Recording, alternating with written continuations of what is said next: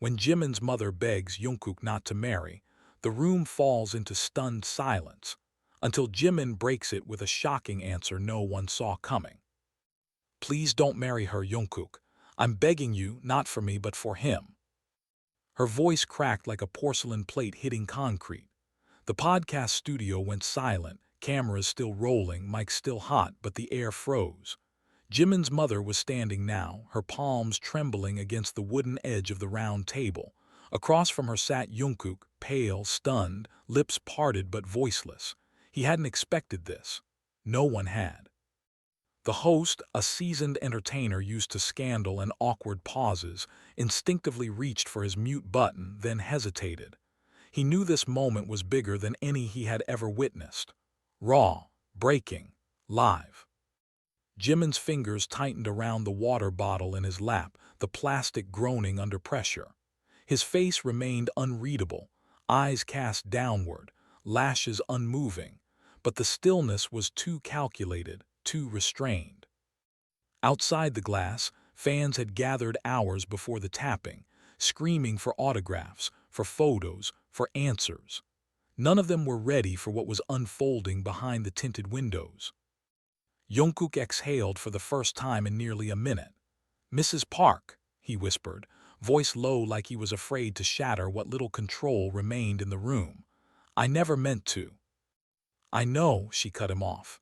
"I know you didn't, but that doesn't change what you're about to do." Every word she uttered wasn't just a plea. It was a confession of desperation, a surrender of pride. Her eyes, still glistening, searched Jungkook's soul like a mother searching for the ghost of something she once trusted. Jungkook slowly rose from his chair. His black shirt clung to his chest, slightly damp with sweat from the tension. His jaw clenched, and when he finally spoke, it was through a voice that was holding back both anger and heartbreak. "Your son told me he was fine with it. He looked me in the eye and said he was happy for me." "And did you believe him?" Jungkook's mouth opened, but no answer came. Jimin finally stood, calm, still, mechanical almost like a soldier preparing to disarm a bomb wired to all their hearts. "Mom, stop," Jimin said gently but firmly. "No," she snapped. "You're not okay, Jimin. You've never been, not since that night." Jimin's lips twitched slightly. There was the fracture line that night, that unspoken, buried night. The host slowly pushed his coffee mug aside. A camera shifted to a tight shot on Jimin's face, catching the faintest quiver in his chin. The studio lights above buzzed faintly. Then Jimin looked at Jungkook, and finally spoke the words that cracked reality down the middle. "I was never okay because I never stopped loving you." Gasp, silence, a sob caught in someone's throat off camera. "And I let you go because I thought I was protecting you," Jimin continued. "But maybe I was just protecting myself, from rejection, from shame, from the truth." Jungkook's breath hitched. His legs buckled slightly against the pressure of those words. He grabbed the back of his chair to steady himself. "I thought you moved on," Jungkook muttered brokenly. "I never moved on, I just moved beside the pain." For a long moment, no one moved. Even the crew forgot they were filming.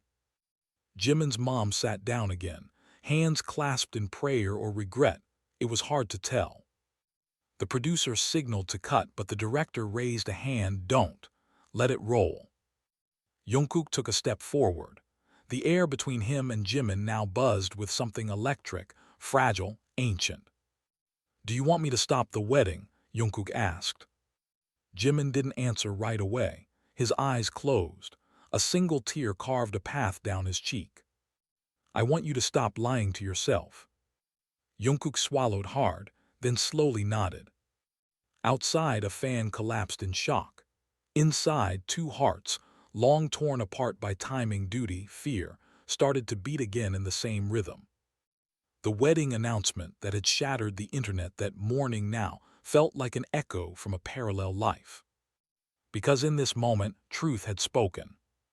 And it changed everything, forever. The sound of someone knocking on the studio's glass door broke the silence, but no one moved.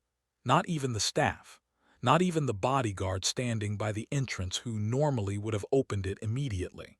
No one dared disrupt the fragile aftermath of what Jimin had just said. Jungkook hadn't blinked. His eyes were locked onto Jimin's, red-rimmed and damp, as if every second of the last few years, the denial, the confusion, the moments of silence in the car after concerts, the texts unsent, had finally risen to the surface. "Do you mean that?" Jungkook's voice was hoarse, breathless. Jimin didn't look away. "I mean every goddamn word." Behind them, Jimin's mother slowly stood again, as if gathering the strength of every mother in the world who had watched their child suffer in silence.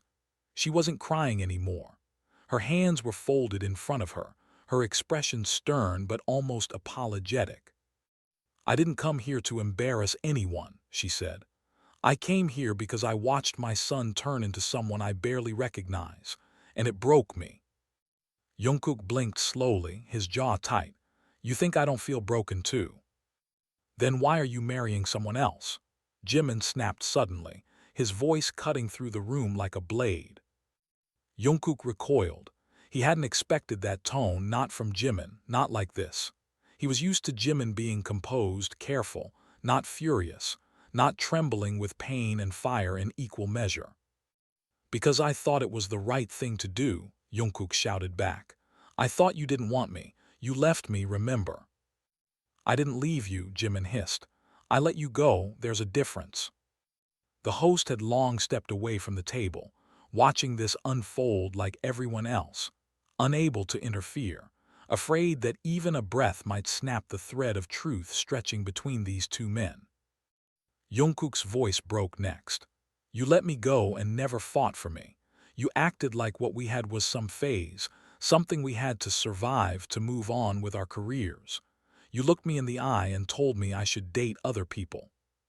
I said that because I knew you would never leave unless I forced you to," Jimin whispered. Jungkook's chest rose and fell sharply. "You're right, I wouldn't have, because I loved you too much." "And now?" Jimin asked. His voice dropped, lower, slower, a quiet dare more than a question. Jungkook looked like he'd been slapped. He hesitated. The answer was clawing its way out of his lungs. "I never stopped," he said. "I tried to. God, I tried. I went on dates, I smiled for the cameras, I even rehearsed my proposal speech to Minna while staring at my ceiling in the dark. But it was always you. It's always been you." The glass of water on the table shook slightly from the vibration of someone's trembling hand.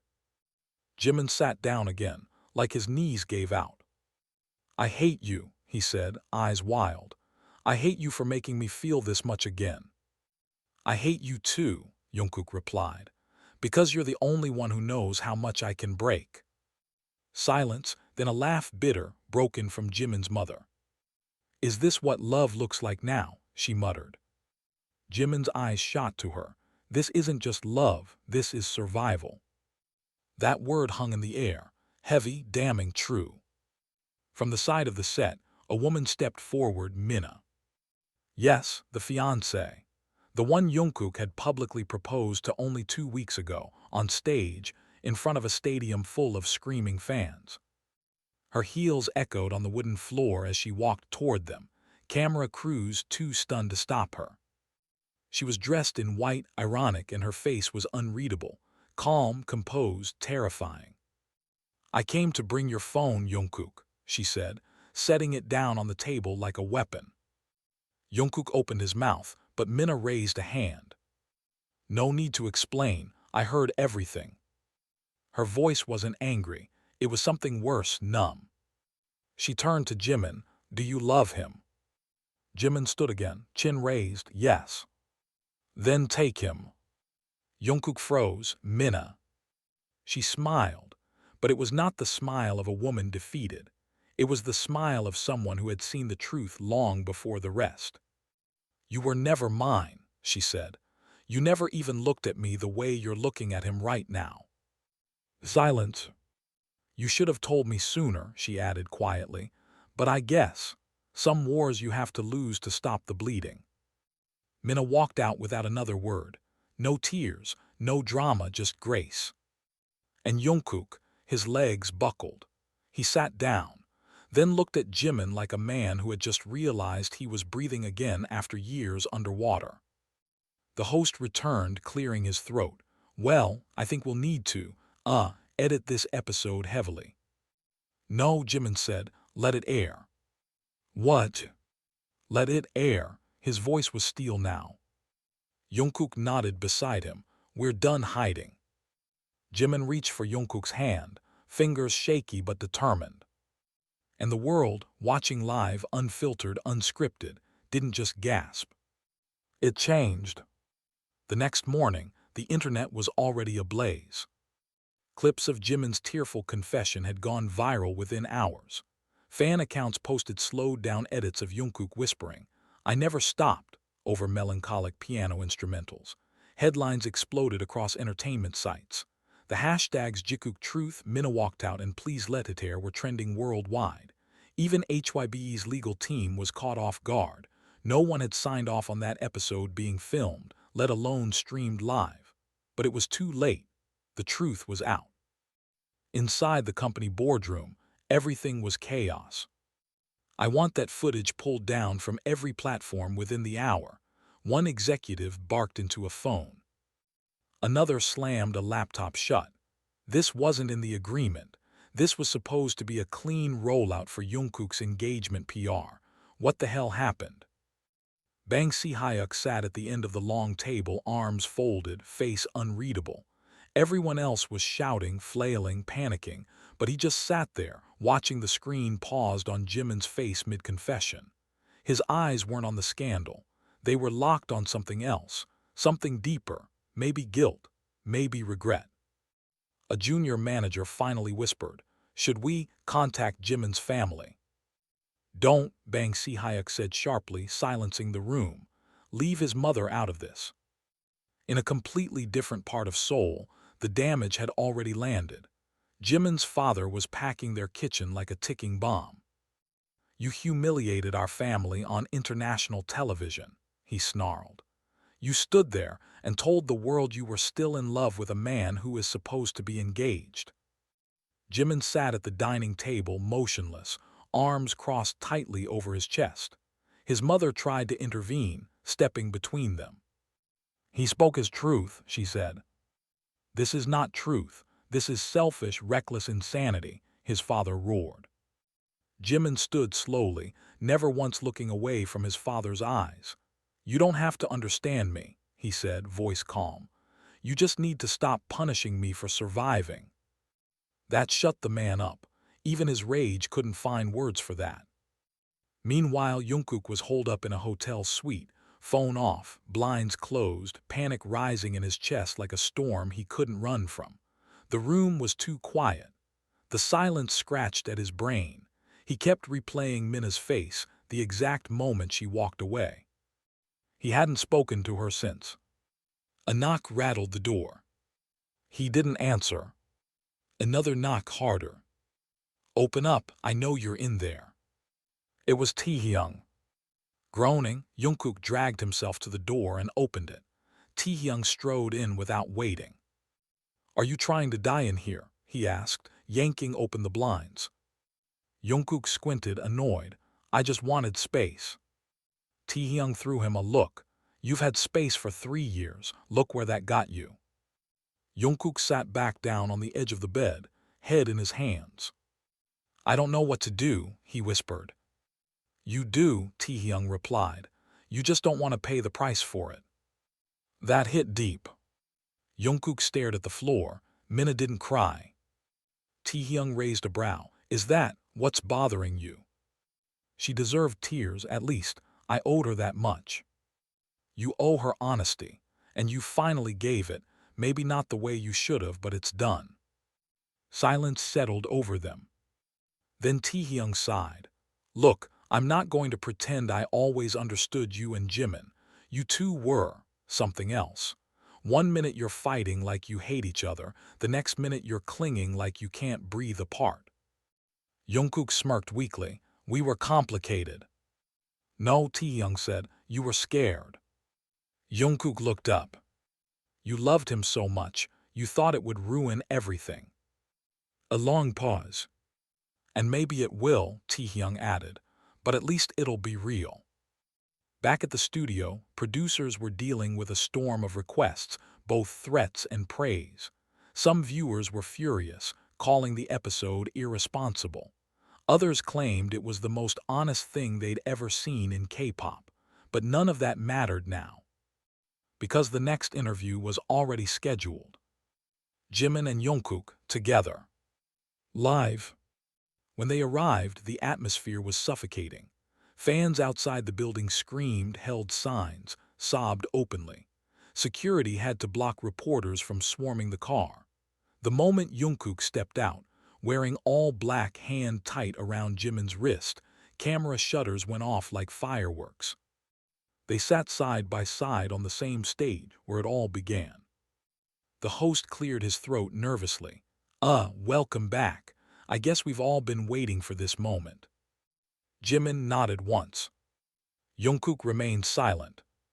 "So, I guess I'll start with the question on everyone's mind. Are you two together?" Jimin glanced at Jungkook. "We don't know what to call it." Jungkook finally spoke, "But we're not pretending anymore." The host looked confused. "So you're not engaged to Minna?" "No," Jungkook said, "we ended it." "And what does that mean for the two of you?" Jimin inhaled sharply, then exhaled slowly. "It means we have to figure out if what we had can survive what we've become." The host sat back stunned. "That's poetic but complicated." Jungkook gave a bitter laugh. "Yeah, welcome to our love story." Another pause. The host leaned in, his tone shifting. "Jimin, what made you finally say it out loud?" Jimin's eyes darkened. "Because I was tired of watching the person I love build a life that didn't include me." "And Jungkook," the host turned, "what held you back all these years?" Jungkook didn't blink. "I was taught that love should be quiet, clean, safe. What we had was loud, messy, terrifying, and the industry doesn't like terrifying." The host fell silent. Then unexpectedly he asked, "And your fans?" Jungkook turned to the camera, eyes fierce. "I'll be honest with them too. I didn't just fall for Jimin, I chose him. Again and again, in silence, in shadows. I just never had the courage to do it in the light, until now." The live chat exploded in real time. Some angry, some sobbing, some typing nothing but hearts. The host sat back. "So what now?" Jimin looked down at his hands. "Now, we face the consequences." "And the freedom," Jungkook added. Their fingers brushed under the table. Neither of them pulled away. The sun had barely risen over Seoul when HYBE headquarters was already swarming with tension. Security was doubled. Executives were called into emergency meetings. News vans waited outside the gates like vultures. Overnight, the most explosive broadcast in K-pop history had rewritten the narrative of two of its most protected idols. And now, everyone wanted answers, not rehearsed ones, real ones. Inside the conference room, Bang Si-hyuk stood silently as the board members argued around him. "Do you realize what this could cost us?" shouted one man in a gray suit.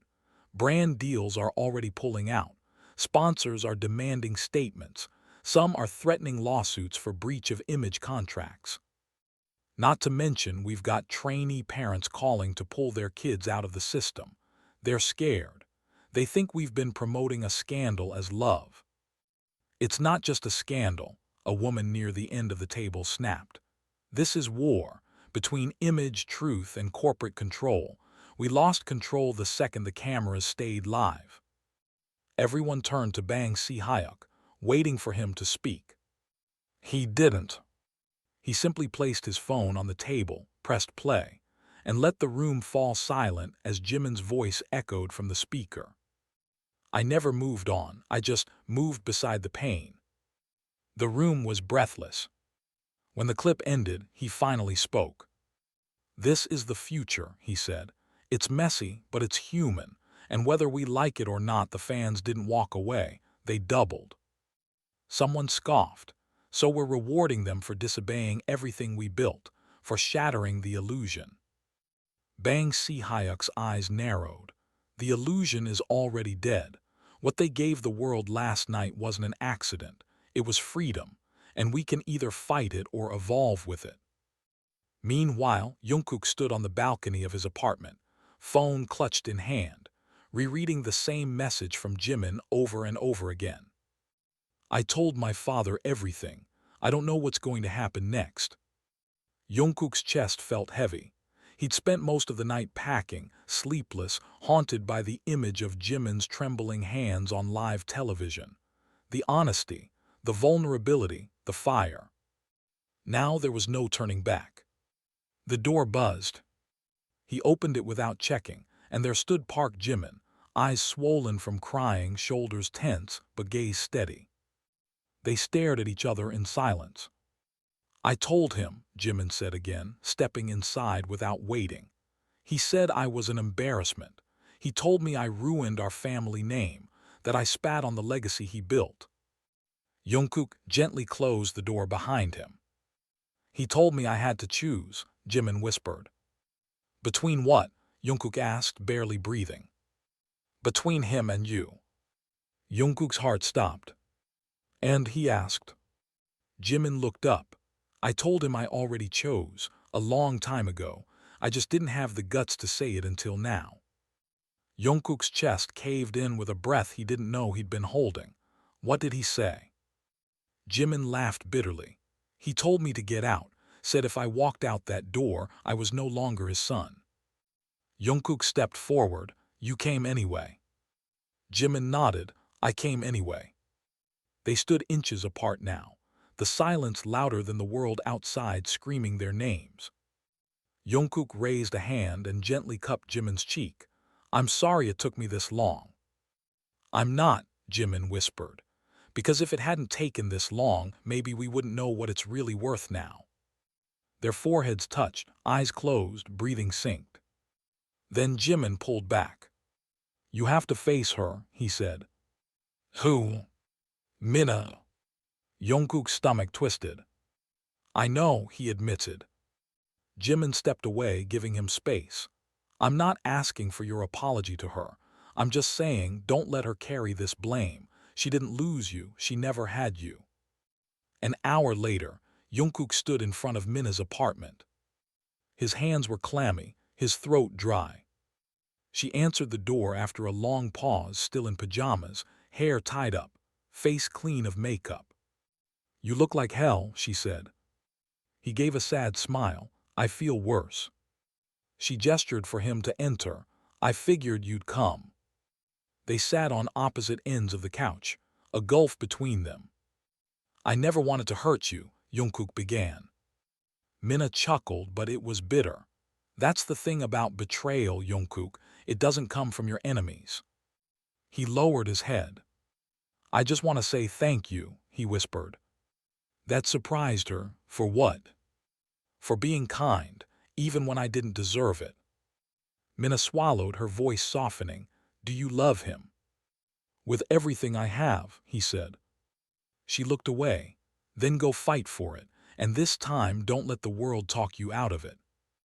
Later that night, the company issued an official statement, neutral, vague, designed to buy time.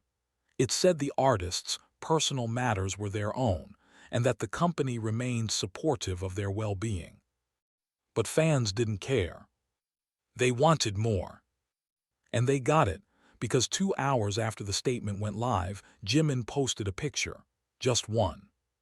His hand, holding Jungkook. No caption. No filter. Just truth. And the internet broke again. But this time, not from scandal. From love, real, raw, undeniable. A heavy storm rolled over Seoul the next evening, thunder cracking like the sound of fists slamming into walls, lightning flashing in short, violent pulses. The city felt on edge, and inside a sleek glass building tucked behind security gates, HYBE's inner circle sat in a closed-door emergency meeting, tighter than anything the press knew about. Jimin and Jungkook were on the agenda. and not everyone in the room wanted them to survive this. "We should have shut it down when he confessed on air," a senior exec muttered, voice seething behind clenched teeth. "The engagement was our investment, clean, controllable, strategic. What we've got now is unstable, emotional, volatile." A younger team lead hesitated. But the numbers don't lie. Jimin and Jungkook's live streams after the broadcast broke all previous viewership records. Fan engagement is higher than we've seen in 4 years. "This isn't about metrics," another senior snapped. "This is about precedent. If they win, every idol will think they can come out on camera and throw decades of grooming out the window just because they feel something." Bang Si-hyuk, silent until now, finally leaned forward. "And maybe they should." Everyone turned, the air shifted. "They didn't break the system," he continued. "They just exposed the part we never had the guts to fix. Either we let them fall or we back them, and finally grow the hell up." The room was divided, but one thing was clear. The storm outside wasn't nearly as dangerous as the one building inside. Meanwhile, across the city, Jimin sat across from his father for the first time since the fallout. They didn't speak for a long time. The silence between them was filled with history, of expectations unmet, of love offered with conditions, of decades of pride choking what could have been gentleness. His father's eyes were red but dry. There was no warmth, just weight. "I saw the picture," he said finally. "You and him, hands." Jimin didn't blink. "I didn't post it for you. You could have kept it private." "I could have lived a lie too, but I've done that already. It almost killed me." His father shook his head, slow and deliberate. "Do you know what people are saying about you?" "Yes," Jimin said, "and I don't care." "You will, one day, when the fans disappear, when the money runs dry, when the company cuts you loose." "Maybe," Jimin said. "But I'd rather be alone and honest than surrounded by liars who clapped when I was dying inside." The words struck deeper than he expected. His father flinched. Then he stood. "You're not the son I raised." "I know," Jimin whispered. "I'm the son I saved." Later that night he told Jungkook everything. Every word, every insult, every silence. And Jungkook, who was still dealing with his own spiral, just wrapped his arms around Jimin's waist and buried his face into his chest like a child. "I don't want to lose you again," Jungkook said quietly. "You won't," Jimin promised, "but we have to be ready for what's next." Because something was coming. The next morning, leaked documents appeared on social media. Contracts, schedules, internal company memos dating back years, details of Jungkook's staged engagement, proof that the company had orchestrated several public relationships, carefully removing any hint of intimacy between male idols. Jimin's solo promotions were revealed to have been deliberately scheduled opposite Jungkook's to lower rumors of closeness. There were even voice recordings, heated calls between managers talking about keeping them controlled. The fans went feral. Protests began outside HYBE headquarters, not just with picket signs and chants, but with music. Armies blasted Jimin and Jungkook's old live performances on speakers. They danced, they cried, they fought back. Hashtags like Let Them Love and Hybe, Exposed, trended worldwide for 3 straight days. Inside the company, the walls were cracking. On the 4th day, Bang Si-hyuk made a bold decision. He invited Jimin and Jungkook to return to the company boardroom, not as artists, but as partners. They arrived together, hand in hand, walking past security, past the press, past the icy stares of executives who once decided their schedules like pieces on a chessboard. When they entered the room, silence fell. Bang Si-hyuk stood. "Before we say anything," he began, "I need you both to know I've failed you for years." Jungkook blinked. He hadn't expected that. "I watched you suffer. I told myself it was for your careers, for the group, for the fans, but I was wrong. Love doesn't destroy legacy. Cowardice does." Jimin's throat tightened. His voice came out raspier than intended. Then let us fix what's broken. Bang nodded. I want you two to design your next project, he said. Start to finish. Concept, visuals, music, message, we'll fund it, but it's yours. No scripts, no lies. Jungkook stared in disbelief. Are you serious? Dead serious, Bang said. Because if this industry doesn't make room for the truth, it deserves to burn. And so they did. The next few months were chaos and rebirth. Jimin and Jungkook poured everything into the new album. Late nights turned into dawns. Lyrics were written with bruises still fresh. Melodies were born from breathless fights and tearful reconciliations. The concept, revelation. Not an apology, not a coming out. A statement: we were always here, you just chose not to see us. When the trailer dropped, it opened with a single line, whispered in Jimin's voice. You tried to separate us. The screen faded to black. Then Jungkook's voice answered. But we were never apart. It went viral in minutes. Not just in Korea, worldwide. And in the final scene of the teaser, two shadows walked into the light. Together, not holding hands, but no longer hiding. The press conference was scheduled for 3:00 p.m., but by noon the media had already filled the entire block. Paparazzi climbed onto street lamps, fans huddled under umbrellas in the rain, and reporters shoved microphones at anyone wearing a HYBE badge. Seoul hadn't witnessed a media frenzy this volatile since the last major political scandal, but this wasn't about politics. This was about love, rebellion, and two artists who had just rewritten the rules of the K-pop world. Jungkook and Jimin stood behind the curtain backstage, watching everything on the live feed monitor. Jungkook's hands trembled slightly, even though he tried to hide it behind the folds of his blazer. Jimin noticed. You're shaking, he said softly. Jungkook exhaled sharply. I've never been this terrified. Jimin gently took his hand. I'm not. Jungkook looked up, eyes wide. I'm already free, Jimin said. Whether they accept us or not, I finally said it. I finally stopped being scared of who I am when I'm with you. The curtain inched open. The roar outside exploded. Fans screamed. Camera flashes lit the space like strobe lights. A staff member counted them in. 3, 2, 1. They stepped out into the light. The silence that followed was surreal. The screaming quieted into collective breath-holding. The two sat down before the world, shoulders squared, fingers just barely brushing under the table. Jungkook spoke first. Thank you for being here. Thank you for not walking away.